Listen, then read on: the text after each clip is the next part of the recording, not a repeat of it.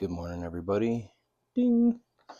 It is 6:07 a.m., November 17th. It's a Monday. Got up early today, did my lift, did my run, did my Wim Hof breathing. Feeling pretty good.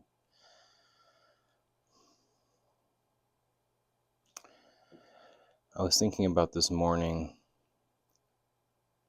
I've been really trying to put together a number of different speeches. I'm going to try to do a TED Talk, try to boost my speaking engagements. I really feel like this is a skill that I don't utilize, that I would really like to step into, not just for monetary purposes, but for, self-actualization and, stepping into my gifts and power and, service to community. And I kept trying to think about what am I going to talk about? And I've had a number of ideas, a number of thoughts. The first thoughts I had originally were talking about masculinity, men, fatherhood, things like that. And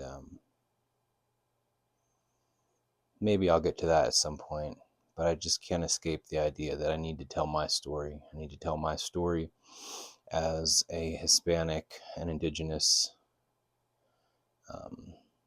blooded human being who grew up in a white world. And I just feel like my story is kind of compelling, and I just want to shine light. And I think the idea I'm going to go with is accountability. How accountability can be a superpower, and it can lift you out of so many things.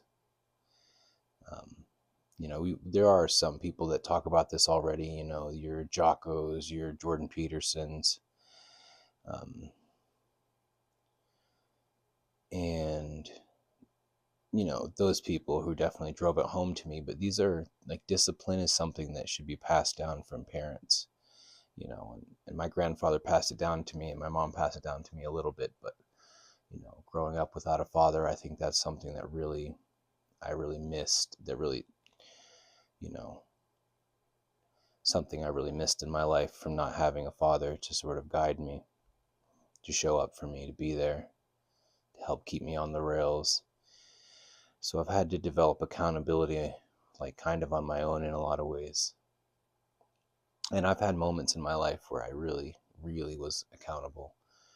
And those were the best moments, when I was disciplined, when I was focused, when I didn't let my path be swayed by pleasure or, the shiny object or some delusion of grandeur, really.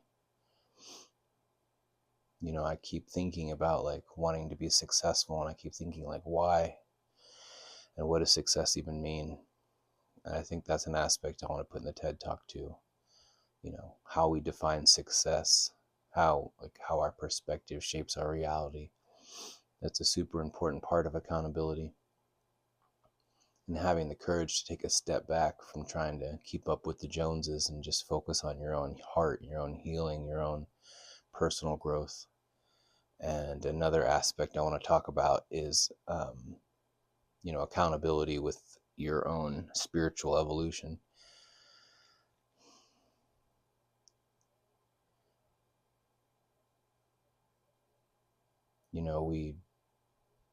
Many people find a religion or a spiritual practice, and they buy into it, and it gives them some type of relief. And I think that's important, and I think it's helpful, but I also wonder, when you are just saying everything's in God's hands, how much of your life are you taking accountability for? I really feel like we have to meet God halfway. We have to meet the challenges with as much as we can. And this is an aspect of addiction recovery that's really important, that I've discovered, is you can't just leave everything up to God. You have to put in the work. It really is this balance of, doing everything humanly possible that I can to better myself and to heal myself and grow and build discipline.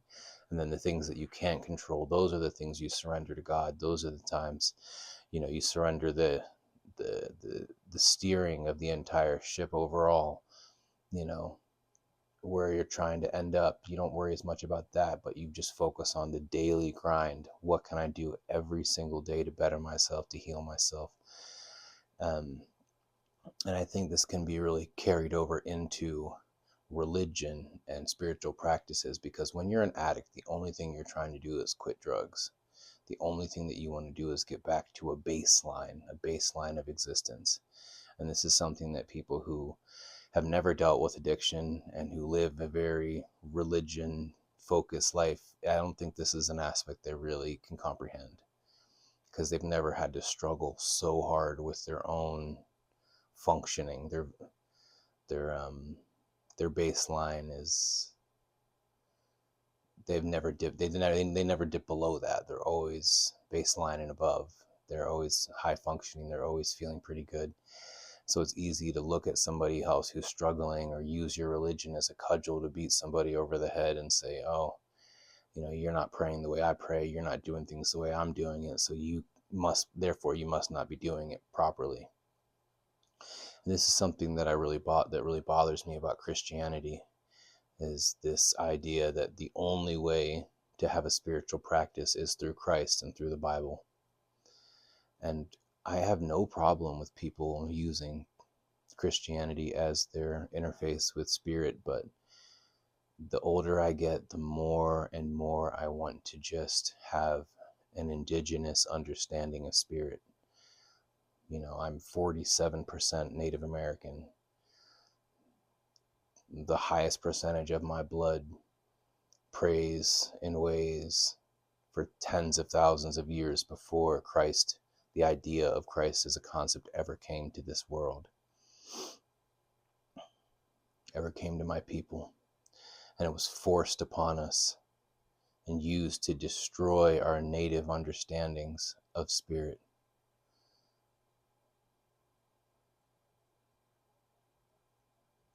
And this is something I think that can be really difficult to grapple with, especially when Christianity has such a strong following in this country.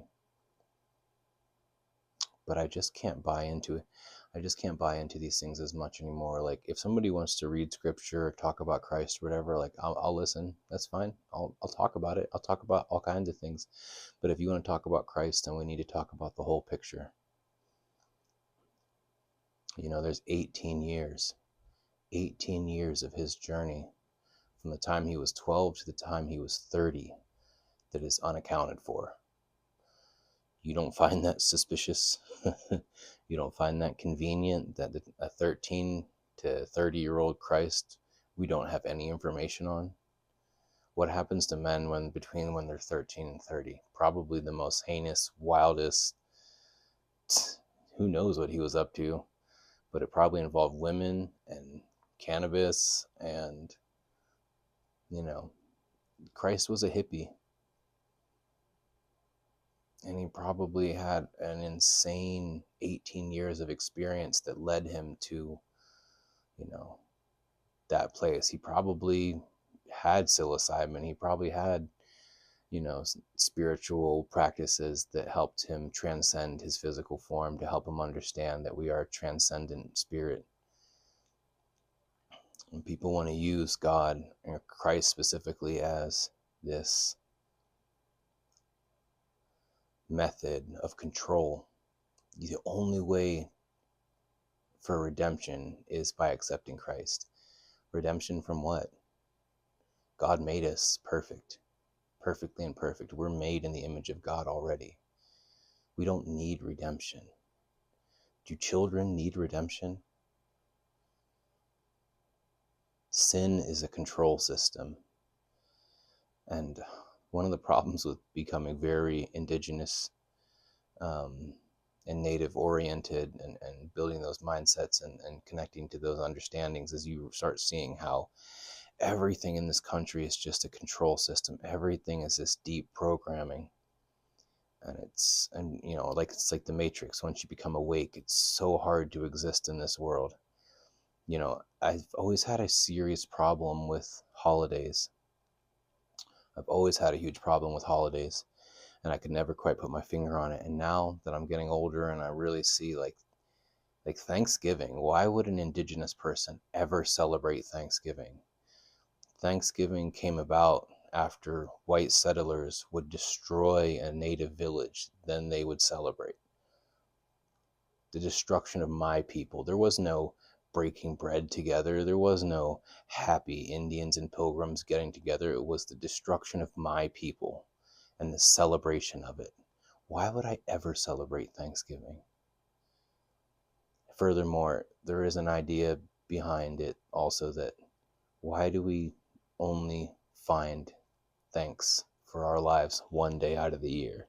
Why is it only one day out of the year that we get together for a big meal with our family? These are things that we should be doing every week, if not every day.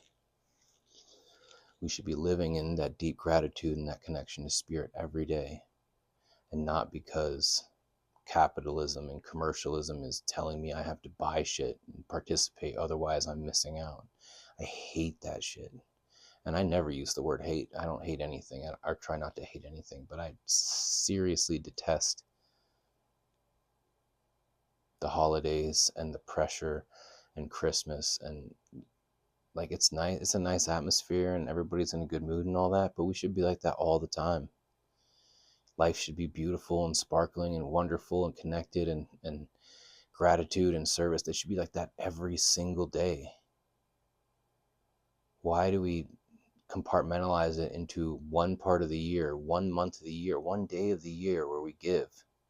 We should be like that every day, and not just buying shit just to buy shit, but actually serving each other.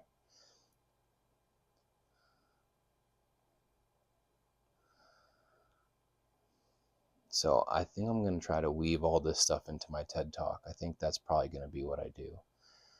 Talk about my upbringing, talk about, yeah, it actually sounds like a pretty good little mixture there. I'm a journeyman. I've traveled so far, I've seen so much, I've experienced so much. I've witnessed, I've been made to bear witness to so much in this world.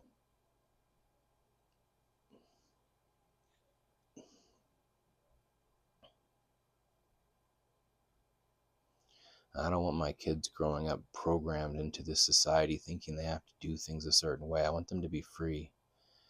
I want my people to be liberated. I want my brothers and sisters to feel that deep connection to spirit again.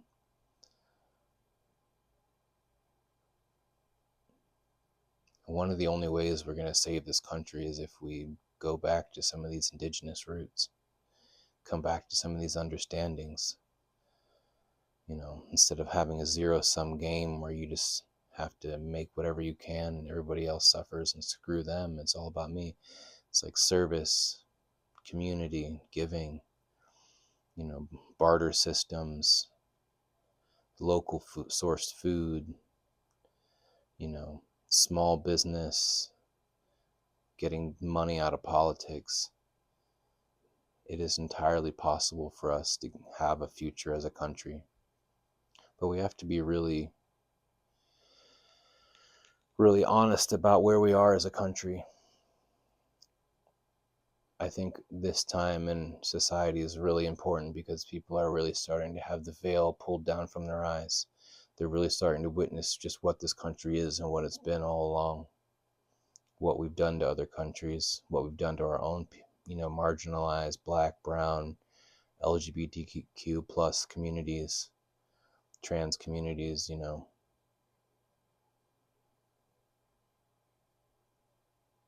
I guess they're the T in LGBT. Just, Asian communities, all the communities that were non-white, basically, that were made to have to exist in proximity to whiteness, which is just a made-up construct. It's a societal boon given to poor white people so that they can be taken advantage of by the rich elites and they can feel like they're part of a group.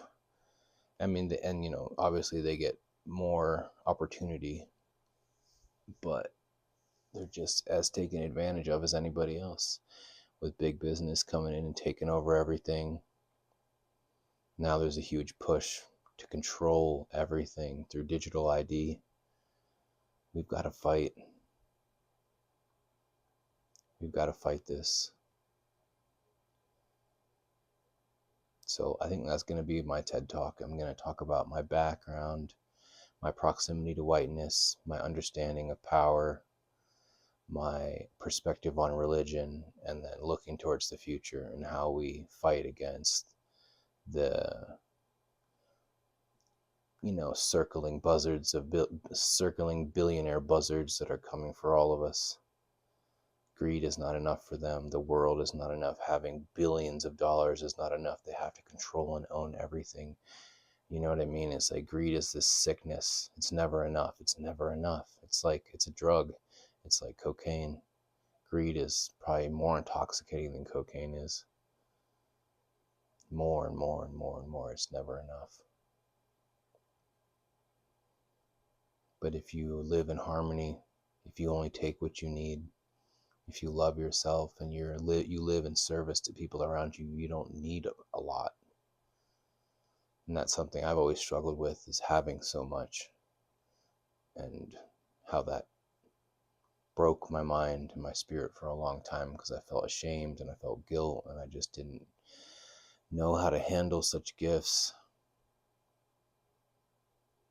Selfishness and greed and addiction can take you over if you don't have proper discipline, proper accountability, people around you to help you stay focused. I mean, community is so important.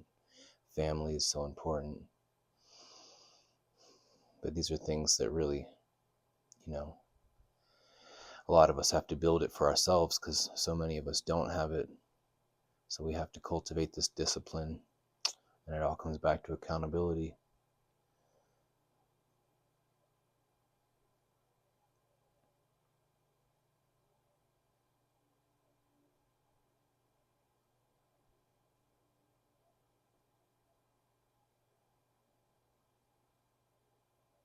I'm really blessed to have the life I've had, but it's so obvious to me that my life was by design so that I could transcend things like race, gender,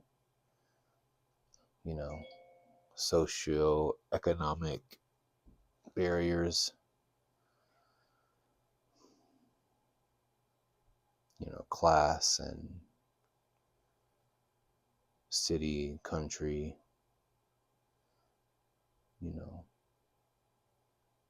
I feel like I've got to experience so much aspects of life in such a short time. Sometimes I forget that I'm actually pretty young. I'm only 37.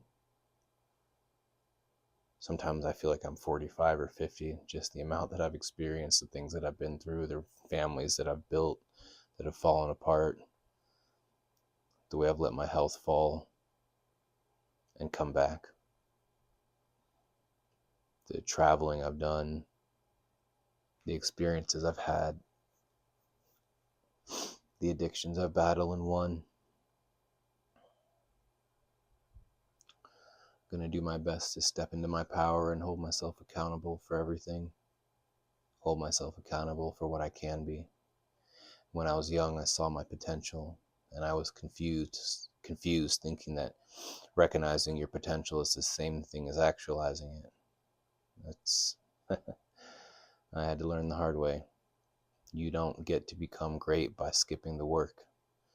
Greatness lies in the habits that you form and execute every single day. That's why getting up and getting after it is so important, especially when you build that physicality. Like, see, when I get my ass in the gym and I work out, I burn the fear, I burn the worry, because I've done the hardest thing that I could possibly do already. So that when my kids are nagging me and the world needs this and that, and there's a million things pulling me in a million different directions, I have calm, I have peace, I'm not reactive, because I know that I'm doing everything I can, and I can just take a breath and take a moment and be like, okay, I'm not just going to react. I'm going to respond. I'm going to have focus.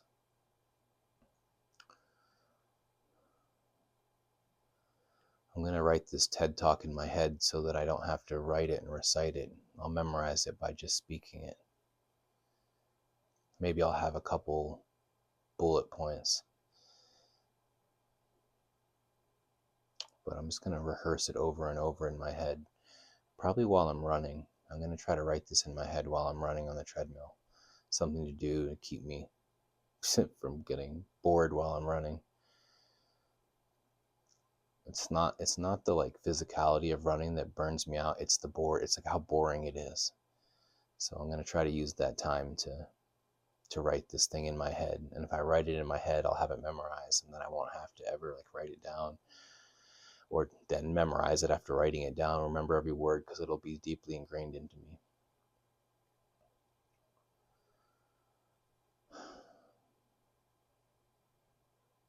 All right, I think that's enough for right now. As always, I love you all. Keep fighting. Peace.